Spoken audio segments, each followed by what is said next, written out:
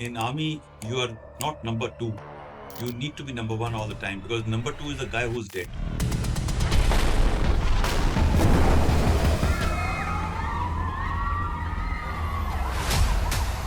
We all know India is doing far better than Pakistan. My entire life I've served opposite Pakistan. I generally don't like to talk about Pakistan. I know it's a waste of energy. We need to look at where are we as compared to America, China.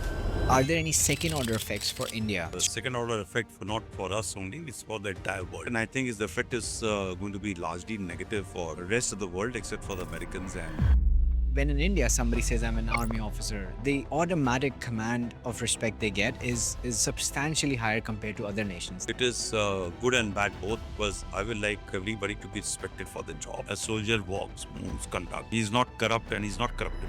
Talk to me about like how can people be more encouraged? As long as a purpose in life remains central to yourself, then there's no life. One thing is clear that your destiny is fixed. Everybody should have one thing. What happens when there's misalignment between the soldier's mind and what the orders they're getting? Why are we still paying so much attention to Pakistan in the news and politics? If people started seeing corruption even in the army, that would be the number one thing that would destroy the trust from the people and the respect that people have for us. If you live in India or you're of Indian origin and the media and the politicians constantly want you to think about Pakistan as the biggest problem for India, this conversation will change how to think about geopolitics and how it affects our life. With so much going on in the world today, US and Israel are in a war with Iran, there's constant bombing in the Middle East, there's tensions between India and Pakistan. As a civilian, as somebody who's trying to build their career, build their finances, have a young family, I constantly wonder what should I be paying attention to and what should I be ignoring? Today, we have somebody very special, somebody who's an expert who's been serving as a lieutenant general in the Indian Army for the last 40 years. And for over 30 years, he was serving in Srinagar, one of the most complex and challenging operational commands. He helps us break down what is the most important news we should be paying attention to. Today, we have Lieutenant General Devendra Pratap Pandey. He's one of the most decorated people coming out of NDA. And this episode becomes extra special to me because I was India's NDA Rank 3 and I left in a month. So this becomes a full circle moment for me to have him on my show as somebody whom I utterly respect for what he's done for the Indian Army, of course, but he continues with the same vigor, with the same determination of service. He's retired and now he's been so focused on servicing the Indian folks, the Indian youth, inspiring them to lead a life of freedom, to lead a life of knowledge, and lead a life of strength. I'm personally very excited for the conversation. Let's get into it. Sir, thank you so much for taking out time from your busy schedule. I just wanted to jump into the conversation right away and understand from you, as somebody who served for 20, 30 plus years in the Indian Army, in those, crucial and sophisticated and complex operational commands. I wanted to understand as a civilian, what should I be paying attention to? There's so much going on in the past few years. Even if you look at past few weeks, US and Israel are in a war with Iran. They killed Khomeini. I'm also seeing US being interested in South America. India is constantly having tensions with Pakistan. Explain to me as a expert, what should I be paying attention to? Because there's so much going on. And I'm not even sure if it concerns me or if it should concern me, my family, if it should concern how I make my decisions, which could be economical, which could be career related. And secondly, I also want to understand from all that is happening around this, are there any second order effects for India? Should India be looking at it differently or are they just watching it from the sidelines? So it is going to be, there's a second order effect not for us only, it's for the entire world, right? So first, very, very important thing is about the energy crisis, which is going to come about. And even if this whole thing gets resolved in about next 5, 10 days, which it should not, it will not, it will have ramifications for everybody because please understand the tankers are all piled up on either side of Hormuz and there's just no way for them to get inside. And if even if they want to get inside, the insurance companies which are based in the Britain, UK aren't going to pay for the stuff which happens. So they've simply said that you just can't get inside Hormuz. So there's going to be an effect, and I think the effect is going to be largely negative for the rest of the world except for the Americans and few of their allies. The second part for India is that we got millions of what do you call our people who work uh, in Gulf countries, even in Iran and other places. So yeah, there is a challenge for them. But I guess in a week's time, whereas Iran's capacity to fire ballistic missiles and drones and stuff like that comes down, then these challenges will diminish, and therefore the world may not go on as it was before 28th of Feb in Gulf countries, but surely it aren't going to be as bad it was in the first 7, 8 days, 10 days, and there's a lot of efforts will go on to repair and damage and stuff like that which will happen. So yes, that is a issue. But the third problem which is going to happen is about the uh, proxy fighters of Iran, which are going to do some silly stuff. As of now, they have not been able to.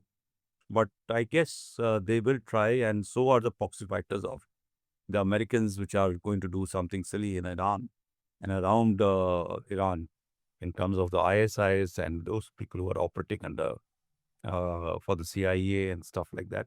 They're also going to be doing something silly. So I guess this region is going to be unstable for some time. But Hormuz will open in a week's time. I think I said as much on a television debate, and it may have the Americans escorting for some time.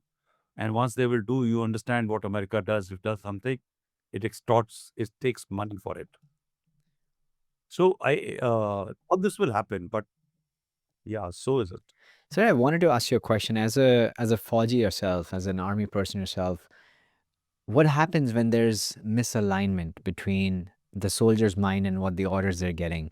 I do understand that defense forces are very hierarchical and rightly so, but if US keeps on finding enemies and attacking countries, and similarly for other countries who are involved in war, um, how do they align the soldier's mind with the whole agenda of the country? And are there conflicts? Do you think that could lead to lower morale from the army side if if the country keeps doing that like, time and time again? Yeah. So look, America, when it has gone to Iran for attack, they have created a justification for it, the just balance. And they have said as much that they should not have nuclear weapon because that nuclear weapon with Iran is going to threaten American interest in the region in the long term, and so forth. Same as with Israel.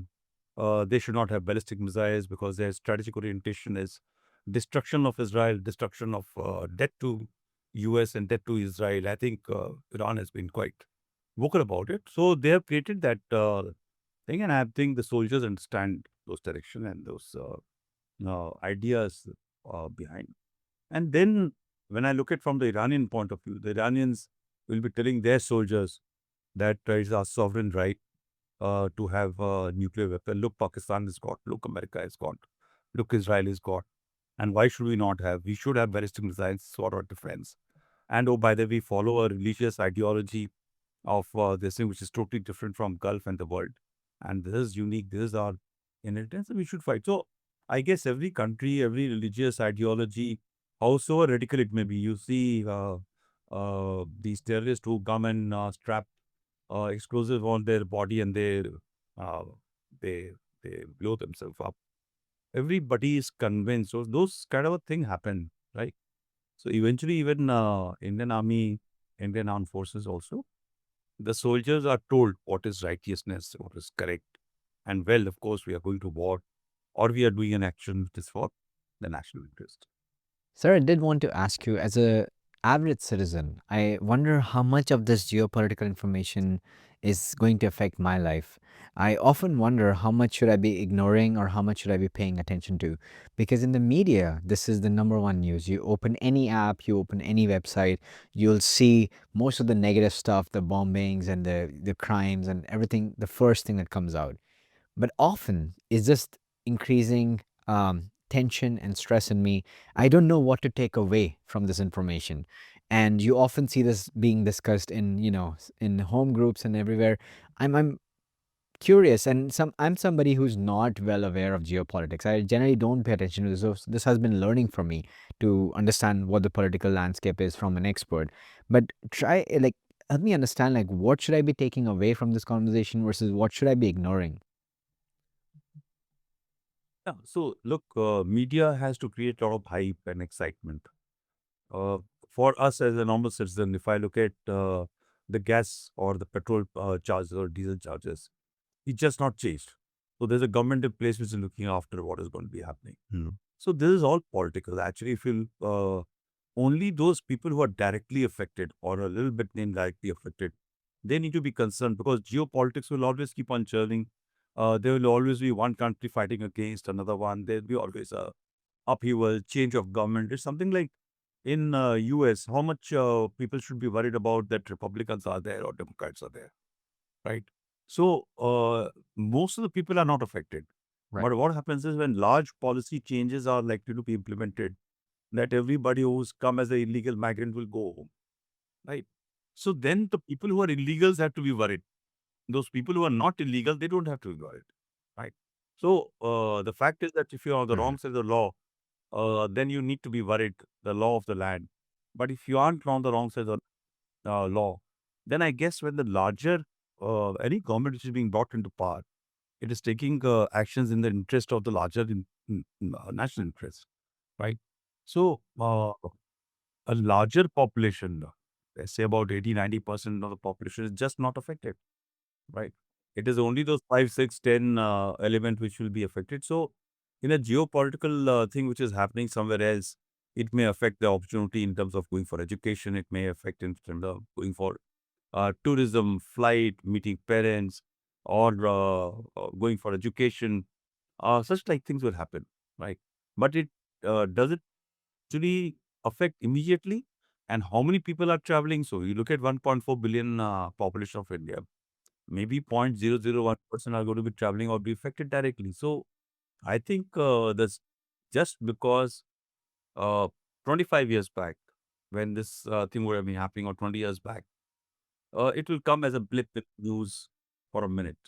Uh, 1 or 2 days, you'll have newspaper flashing information, and this will be a tea stall discussion or over a time discussion for a few minutes, and thereafter we'll be going around the business. Just because it has got a social media coverage, it doesn't mean that is affecting directly to us. Do you notice this pattern like something that you've seen in the past? Because I read historians, and historians, they say like in thousands of years, this is the most peaceful time we're living in. Even though we had the world wars last, in 1910s, then 1940s, we had major of the world fighting, but still it's for an average person the most peaceful time.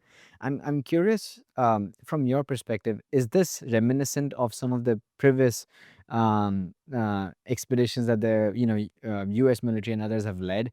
And for you, as a ex 4G from India, do you for you it's not so much concerning, right? Like this whole current scenario, So when people say this is one of the most peaceful time, they are right. Okay, because when you look at old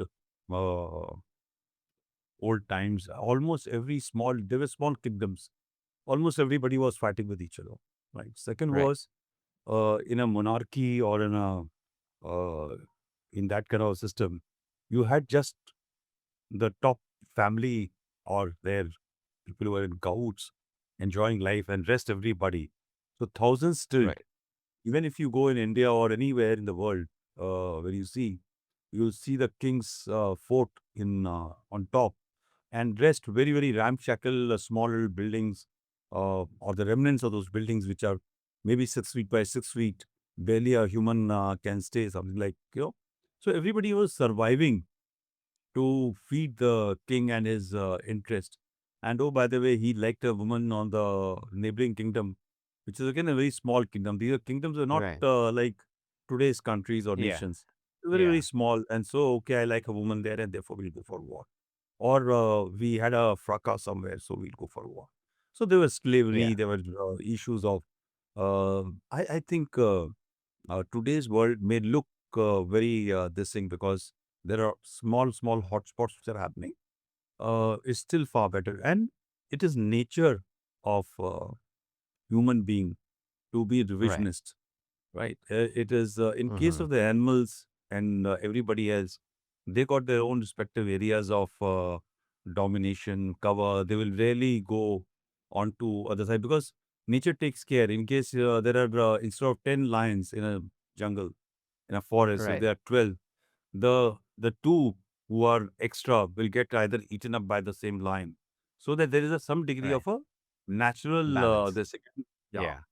and the lion is not going to go and kill 10 deer because I'm going to now put it into fridge and thereafter I'm going to waste that thing, right? So when he kills Yeah. a animal, he kills once in, let's say, 10 days, and thereafter he'll keep on Right. eating from there, or the rest of the whole thing will happen. But in human mind, you want to expand power, you want to have more people control. There's a power, this thing, I need to Mhm. stop. I need to have $5 billion in my account. And then, oh, by the way, that is also too less, right? So Yeah. humans are revisionist. They, we aren't yet evolved. The animals are far, far evolved because that is how they respect and uh, Right. respect the nature and they live with the nature. So this will go on. But yes, today still is far more peaceful. Yeah. Makes sense. And yeah, thanks for putting that into context from nature. I think there's definitely a way more secure balance in there, and humans can keep pushing the boundaries. I wanted to narrow down on the Indian subcontinent. I have seen your other conversations, and I see, especially last year, there was a lot of activity between India and Pakistan, and that's something that since I've moved outside, I realize more and more is we all know India is doing far better than Pakistan in every metric you can measure, every positive metric you can measure. India is doing better. Could you explain that why are we still paying so much attention to Pakistan in the news and politics? Why is it such an important detail? Whereas what I think that India's real growth lies when you look away from Pakistan, you try to compare and you try to improve. I'm wondering, like, are we feeding it the attention that Pakistan thrives on? Is there, or am I having a biased view that there No, is you too are much having attention on Pakistan? you are having the right view. Look, what happens is that people who are not involved in the business of managing the country, like they require excitement news. And excitement news comes from Hmm. a person who's much more troubling. After all, what you know, uh, things are peaceful, things are nice. Who's going to watch the news? So what you are looking at is not undue attention to Pakistan. What you're looking at is the news attention to Pakistan. There's a difference, Hmm. right? So it's much more easier to remember the names. It's much more easier to talk about it. Uh, and then they keep on doing something odd, silly, which always keep them relevant. That is for their survival. They need to keep themselves relevant by doing something odd, silly, right? But when you look at the larger government part, or people who are in the strategic community, or like when I talk, I generally don't like to talk about Pakistan because I would like to talk about Hmm. China. I like to talk about progress. I like to talk about technology or stuff. And my entire life, I've served opposite Pakistan, right? So yet I Right. will not like to talk. I know it's a waste of energy. But yes, please understand that if you got a mosquito which is biting you when we are doing this podcast, your attention will continuously be on to the podcast rather than thinking about and talking to me. So a hand will keep on sweating, and that hand, when it's moving around, will keep on being looking as there's too much of an attention. But it's only you're Right. having a conversation, but you're still sweating. But what is happening is that you're looking at the sweating part, but you're not looking at the conversation part. Right. So look at the Right. country. India is progressing because it is not, as a nation, as a larger Hmm. uh, community which is working in the government, bureaucracy, military, is not focused on talking about Pakistan. But yes, in media, it has to have a, well, a nude will Hmm. excite, a pawn will excite, violence will excite. So that is what Right. news generation is. But the larger Right. community is going with the, when you go onto the street, nobody's talking about Pakistan, right? They are Yeah. they're filling their back off. So guys who are working in software, in Hmm. application, in cyber, and in corporates, they are talking their backside off. They're not even talking about Pakistan, but this is Right. news which is talking, right? So that Hmm. is how we are going ahead. In case we get caught up with Pakistan to be like Pakistanis or deep with them in that manner, then the country will not be progressing. And as you said very correctly, that we are way ahead from Pakistan in all matrices. We need to look at where are we as compared to America, China, and there are some matrices which we might not follow the Chinese and the American model because our model Right. should be unique to our country. Because if we start following Right. the Chinese model, suddenly we'll find that we are वो कहते हैं, that's uh, the washerman's dog is neither of uh, धोबी का कुत्ता ना घर Yeah. का ना घाट का. Yeah, so Yeah. I Exactly. हम guess बीच में फंस जाएंगे. Right? Like, we need to keep on looking at it. Lot of time. right. My advice to the youth is that yes, you must look at the West and the Chinese model and learn the best from Mm. them. But don't Right. pick up the entire thing and change yourself because you can't become. You may apply any Mm-hmm. amount of pain. You aren't going to become the white man the way the white he is, right? Or she is. You will always remain a brown person who is trying to convert to be white. So might as well be very, very proud of yourself, what you're doing, and evolving. If internet has come or digital space has come, Yeah. if AI is the future, we need to adapt AI for our civilization values rather than trying to adapt it for what Elon Musk is going to sell to us. Mm-hmm.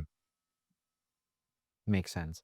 And I think that's where I feel also people need to understand that yes, Pakistan is making those news because that's how it stays relevant, and but that should not be occupying. And with all the geopolitical stuff as well, I feel it just adds on stress to normal people life. And especially me as a new parent, I realize that people are more and more concerned of raising kids. They're like, because so much is happening, they feel so out of control. As you said, this is not in our average person's control of what's happening outside, and I think they take it too much, and it affects their ability to lead a happy and successful life. But it's I'm a waste also, of I time. think, One should avoid exactly. too much at the news. News is news. It is not to be incorporated Yeah. in your daily life. It has to be only heard and discarded.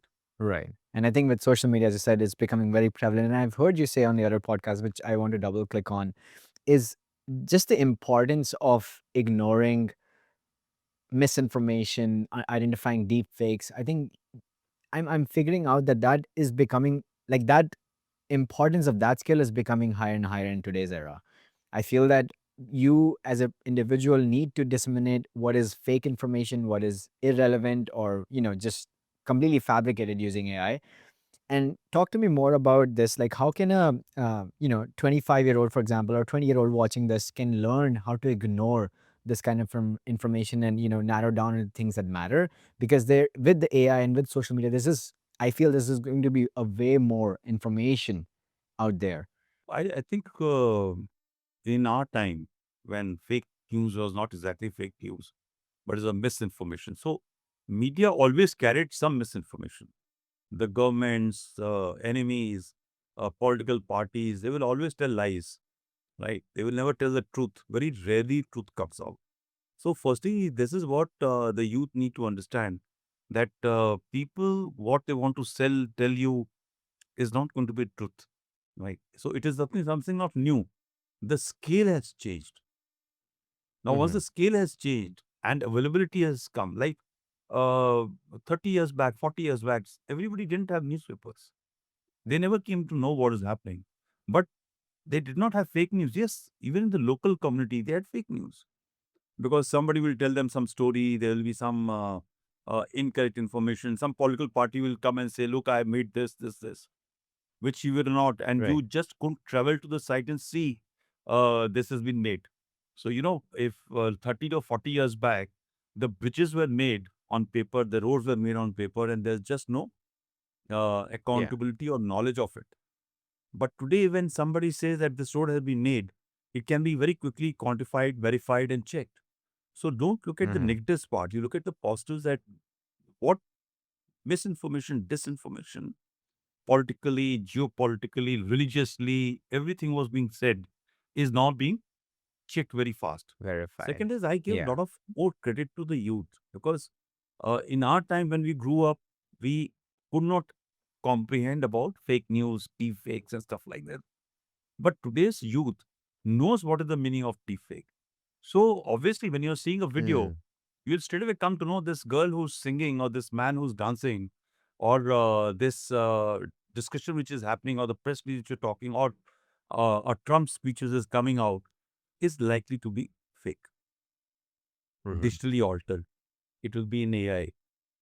So, uh, older generation will have to be worried. People like me who look at things at the face value, right? Rather Right. than people like Nikhil who don't look at things as a Hmm. face value, right? So, your Hmm. generation is far evolved and perceptive.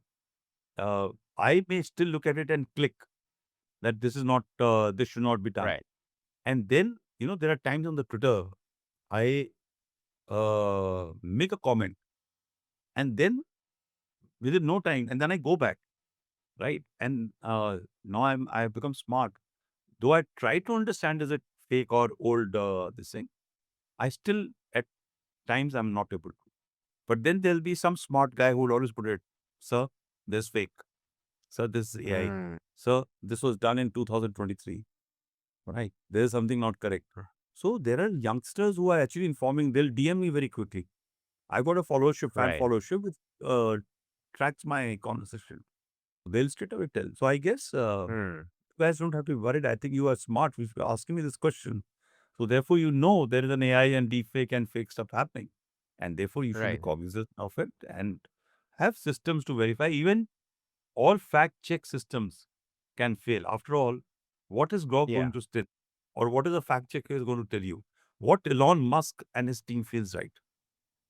Exactly. So, So there's layers yeah, of questioning you have to do, right? Each source you have to layers of questioning. But as a stratcom leader, sir, I want to understand, like, is there something that you were able to, for example, train your own child into this kind of understanding of finding the right truth or being a journalist, like in those smaller things that matter?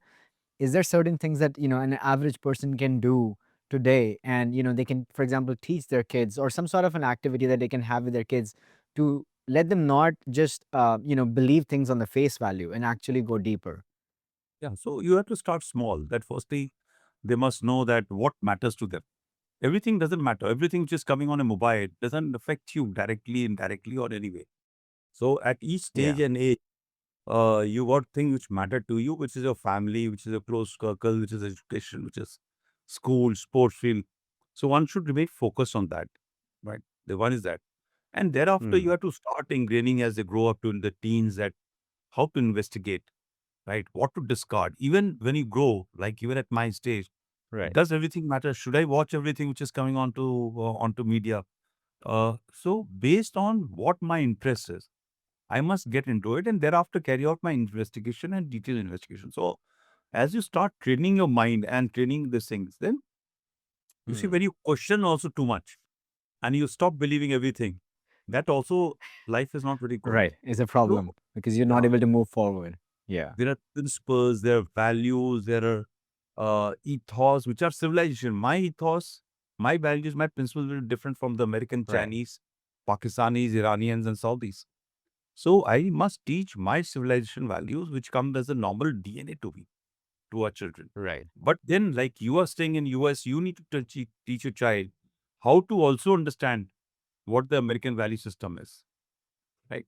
And therefore, accordingly Absolutely. adapt. So what will happen is that will clear a lot of load and clutter from your Right. this thing. And rather than trying to teach that what Trump is saying is wrong to a child who's about 10 to 12 years old, maybe not correct, right? But Yeah. yes, at a higher level, at a teen level, will make difference. And so we should be very sure that what we want to teach at what level to a child and accordingly work at it.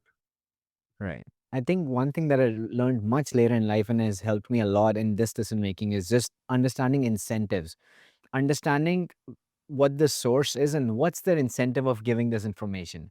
So there's always like a second angle I'm looking at information is like, if you are telling me something, okay, I try to understand that what's your angle? Like, what's your incentive of giving me this information? Are you needing something from me? Is there like something that you want me to buy? So that also helps you, disseminate a lot of information. For example, all the fake news you would get about, even the geopolitical stuff, you would try to understand who's funding them. But that's again, I think that's not work that you should be doing on everything. Otherwise, you'll be like too lost and, you Yeah, can't you move forward. would be wasting too much of time. So this is what you have to teach that Exactly. what is relevant, take that, and then investigation Right. to it. And every time, whatever Right. is coming, I always keep on saying, ki, what is free is got something behind, right? Nothing in this world free, right? So even an advice which is coming is not free. Yeah. So when a Maulvi or a Interesting. priest or a this thing who's teaching is something, coming out and giving Yeah. a talk for free, there is some design behind it. Very few Right. people, evolved people, will teach out of sincere interest, Pure and that compassion. compassion. Yeah. Absolutely. I have some questions about service in the end. I think that's something that really stood out for me in your personality, and I have utmost respect for you for that fact of just giving service. But first, I wanted to understand about just the Indian mindset about the defense academy, just Indian defense. For example, how much respect people give to anybody in the defense forces. It's phenomenal, sir. Like I compare that to, for example, when I've lived in Europe or in US, there's a lot of difference in the sense that when in India somebody says I'm an army officer, the automatic command of respect they get is substantially higher compared to other nations. They also have people in army, they might be serving in wars. But I'm wondering like why does Indian defense stand out in front of every other profession? They could be teachers, people, nurses and doctors, engineers, but defense people always stand out. I'm curious why that mindset is, and is it good or is it bad? Like, what do you think? I think firstly it is good and bad both, because I will like everybody to be respected for the job and profession. Everybody is responsible and has a value in a society. But what has happened is that over a period of time, the armed forces have firstly proved their worth in gold to the country, right? So Mm, whatever we had fought with what we had, right? We were never given enough to be able to fight a superior enemy or a enemy which has had alliances to back up. But yet, the country's armed forces have delivered at all times. That's one. The second is that I think the very ethos, the way a soldier walks, moves, conducts, he's not corrupt and he's not corruptible, right? So mhm, this is something in a society, especially in Indian society, where corruption is a major issue. You go to judiciary, you go to civil bureaucracy, you go to lower bureaucracy. There's a mm, corruption which is all encompassing. So they realize that this is one organization which gets very little paid, hardly gets much equipment, but mm, yet remains solid and corrupt free. And so that is, I think, one very, very important distinction. The second very important distinction is that, as I told you, that we have delivered each and every time. So this is recognized by the country for what we do. And we are manning live borders. So what happens is in a village, even if one soldier goes out and he comes after substantive time, the way he comes, so people are watching that what he's doing, right? So he's sacrificing himself, his life, his mhm. family. There are challenges, and these sacrifices are recognized. So I think over a period of time, this is why Indian armed forces have been respected. There is, of course, a glamour about when you carry a weapon and you dress up the way you dress up, the way you walk, your physical effect, you Right. stand. So these are all other aspects. You don't have very many movies in India made about armed forces. Whereas Right. in US, you see almost every third movie is about special forces, about their wars and everything. But yet, there's a huge amount of respect. But I must also acknowledge that while you may say that in US it is not so, I was then in US for 1 year, and the kind of a respect they give to me, and I saw they giving to the respective soldiers, is huge. It is quite Mhm. akin to our location in India, and Interesting. I really, if I got stopped by a police, the police cars which come behind you and they stop you for speeding or Yeah. thing. Right. Uh, the, they saw my what do you call, my driving license or the number plate, and you have a system of carrying out a check. And they should come, they should give a salute, they should request, they should say, "Sir, we recognize your service and everything. You may be from any country." And most of the time, because I was new to that place, my drivings and everything with the challenges, but they always said, "Sir, thank you so much for your service, and I'm sure you'll not do it Wow, again, and please carry on." There that's you cool. go. And it's funny, sir, that you like to drive fast cars, it seems. Yeah. That in the first year they were ticketing you. And I'm curious, do you think if I'm a believer of understanding inversion, which means that like there are 10 different ways to make keep the army as strong as it is and as respectable as it is. But if somebody had to talk about the inversion process, which is, do you think corruption would be the number one thing if army had to lose its trust? For example, if if people started seeing corruption even in the army, that would be the number one thing that would destroy the trust from the people and the respect that people have for army. Do you think that that's Yeah, fair and true? absolutely. I think one is you see, corruption comes in so many manner. Corruption comes in telling lies, not getting this thing, getting politically divided. It talks about religious intolerance. There are so many factors, right? So while there are a lot of pull at pressures because of the political reasons to affect, to touch the army, to shape the army according to the thing, it's not. It is always, everybody wants the Hmm. army on their side. But the good part is there's a Right. whole lot of fear by the political dispensation about army because of the respect, right? So that allows us to remain corrupt free. That's amazing, and that's something that we should definitely then be protecting. Um, Talk to me about just some of the like that's something that I realized was like how much of the army is people imagine from the Bollywood movies, like there's operations and there's a lot of thrill and adrenaline. From your high level perspective, when you've risen through all the ranks in the army officer's life, how much do you think is the day-to-day desk job wherein you're doing the work and versus the operational and more and I'm also thinking across army, for example, there's artillery, there's infantry, and I think they have different ratios in that. I think that's what people also do not understand before they're applying for the armed forces, the balance between the two. Yeah. So look, firstly, a lot of time people think that you're joining army, you don't have to study. That's the biggest Uh-huh. myth. And second is that I have to be physically fit initially, and later on, it's okay.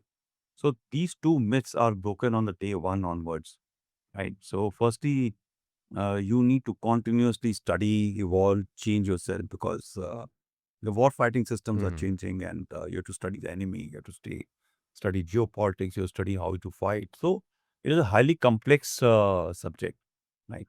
Right. So therefore, there is one part which people don't recognize. The second is that in Indian context, what happens is our deployments are far too many because our deployments are not only enemy centric, they are also terrain centric. So you are deployed Mm. in Siachen Glacier at about 21,000 feet, and suddenly you are into deserts where the temperatures are about 55 degrees centigrade. Then you are into jungles in the northeast or somewhere where you can't barely see your hand. Then you are fighting, you are deployed opposite Chinese or the Pakistanis, and then you are also doing counter terrorist operation. So the range and switch is very often, and that comes Mhm. very much more intrinsically and more importantly to infantry guys, right? Not to everybody else, Mhm. because naturally infantry is Right. the sword arm of this thing. So even in infantry, it is not about that while you are deployed. Like I've been deployed 7 times in Valley and in Kashmir, then couple of times opposite Chinese, then in deserts and been on the Siachen Glacier. You continue to do your patrol and ambushes and stuff like that. Right. But then you come back and you have to also sign papers, documents, and stuff like that. So a lot of documentation which happens. You need Right. to actually keep on logging what has happened. You need to actually look at the logistics, which has to come and sustain. So these roles are there. Mhm. But as you grow senior at about in the army, in infantry, like I was an infantry officer. So it is only after about 21, 22 years of service that he started getting truly into some degree of desk job or command kind of a job, right? Mhm. And that is a level very few people reach. So either you are there or Right. you are not, right? Then of Right. course there is a logistics arm which stays behind. Yeah, Again, most of the there's the logistics arm also operates into conflict areas. The logistics doesn't mean that right. he's staying in Delhi and carrying out service in Yeah. Glacier or base camp. They are also affected. And today's wars and today's CI operations are not onto a line and a front. They move back and forth, Hmm. and they are also test area. So, in some range or other, almost Yeah. every arm is affected some way or other. But the percentages may change. Sir, I wanted to ask you for the 99% of people who, wherein, just to put in context, only 300 get selected when clear an NDA exam and then SSBs and then the medical. Out of 4 to 5 lakh people who give the exam, could you suggest certain habits that people still can take away from all the preparation they did for the NDA and apply to wherever they go in life? Which is, I feel a lot of messages that I get, and I see a lot of people and NDA aspirants and other defense forces aspirants, they feel dejected. They feel that life has ended because they couldn't get in the armed forces. Is there is that true? And I'm wondering, like, because I feel in my own life, the preparation has helped me so much in life. Just because I was India's NDA rank 3, I went for Amazon interviews, and the moment they saw the NDA name, they wanted to interview me. I'm wondering, and that has translated throughout my life, all that training and preparation I did, and I feel that it is helping you throughout life. So, what do you think? What do you have to say to those who are not able to get in, and the majority of the people are not able to get in? Yeah, so this is a glass. This glass is full of cream, right? And I want to take out a spoon of a cream. So when I take out this one spoon, the rest is also a cream, and this is also cream. Right? So I hope my analogy is right, because everybody who's trying truly from his heart to join the military forces, armed forces, is the cream of a country. Firstly, there's an orientation. If you're trying to join for the job part, then of course it doesn't make a difference to me also, because you don't join is better, because you are coming to a profession which is more or less not a career based profession. It is a you have to give your heart and soul and life in this job. So Right. those who are in that category, they don't come into this glass as a cream, right? Only those who come into this glass as a cream are the ones who truly want to serve the nation, serve the people, and they are not looking at the pay. They are not looking at a quality of life part of it, right? They are willing to sacrifice themselves for the country. Now, from them, if I have to only select a spoon worth, and that is about 300 people, then the rest continue to remain uh, professionally aligned for nation's cause. So, in the Hmm. process of preparing, how much you have learned, educated yourself, you know about the general knowledge, you understand logic, you know how to crack a paper, how to give an interview. This all things help you even now when I go outside to the youth and I talk to my own officers and soldiers. One line I always add: quest of knowledge should be your life, right? Money is important, but if you don't have quest for knowledge, you're nobody. So I think this whole process trying to appear for National Defense Academy or to join army puts you into that quest of knowledge, puts you into certain degree of discipline. And Right. because you want to join, truly want to join, you are going into the morning, you're going for a run, you are studying in the night, you are trying to acquire knowledge which is not your basic subject towards a job. So therefore, these habits become a great amount of strength. And therefore, wherever you go, that everybody doesn't have to look. My starting line is always, I'm a citizen, then a soldier, right? It's Hmm. not that I'm a soldier first and a citizen. So each citizen is a soldier, and every soldier is also a citizen. So Right. wherever you are, if you're working for the national interest, I think is good. And whatever strength, whatever knowledge, whatever discipline you acquire in the pursuit for joining the armed forces should remain ingrained with you forever, and they will always help you in your life and future. Absolutely, sir. As a city person, I never understood what dedication really meant.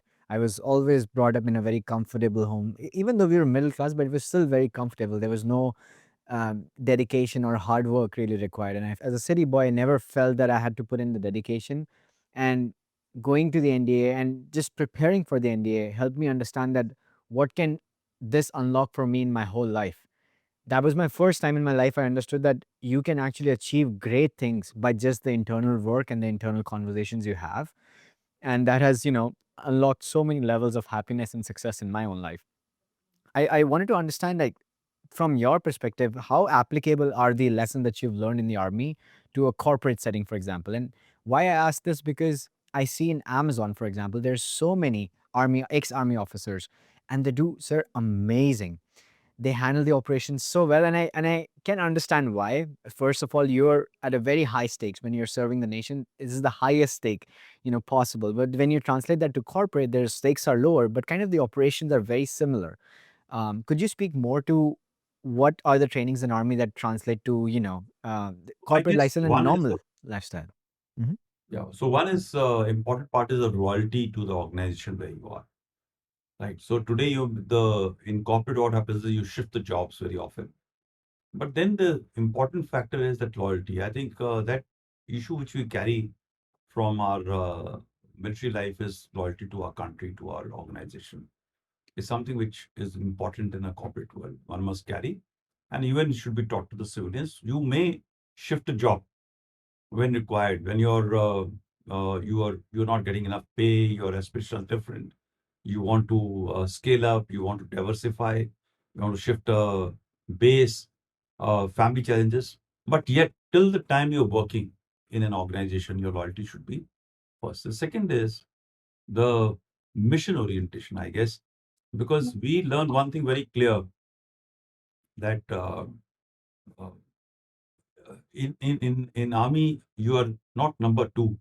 You need to be number one all the time because number two is the guy who's dead, right?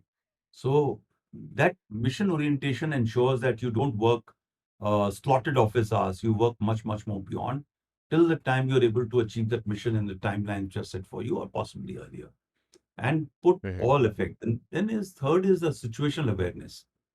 uh, you may be given a desk job to do one thing. So you bring in your experience, you continue to work the same pipeline, but the situational awareness allows you to improve that process.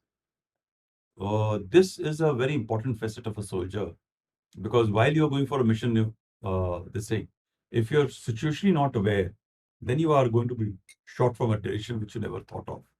So that comes as a second nature to us. The Hmm. the list can go on, but very important part is discipline, I guess. So, the timeliness, you need to finish a thing in time, you need to be dressed up right, you need to arrive, you need to, as a part of discipline, is a cultural facet that respect your seniors, colleagues, subordinates. You don't talk to them.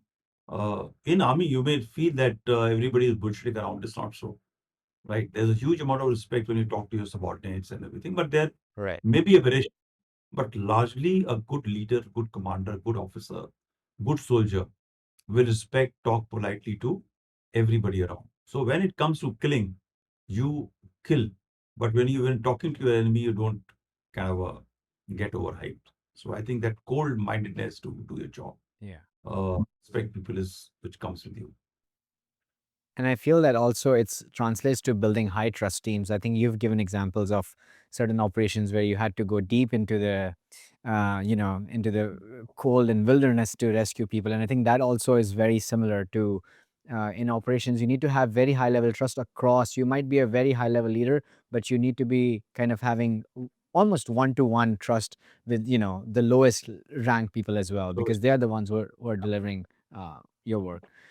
Lastly, sir, I just wanted to talk about the role of service in army officers' life. I see that you're somebody. I still feel that you're an outlier, even as an army officer who's continuing to do service after retirement or after you're becoming a veteran. Talk to me more about why do you actively pursue service, and how would you encourage others? Because that's something I find, especially when I moved outside of India, I realized that that's maybe something a little bit lacking in India is the ability, especially in cities, the ability to step out, go beyond a little bit to help somebody who needs help. Talk to me about like how can people be more encouraged. I constantly struggle with that. Yeah. So, life, uh,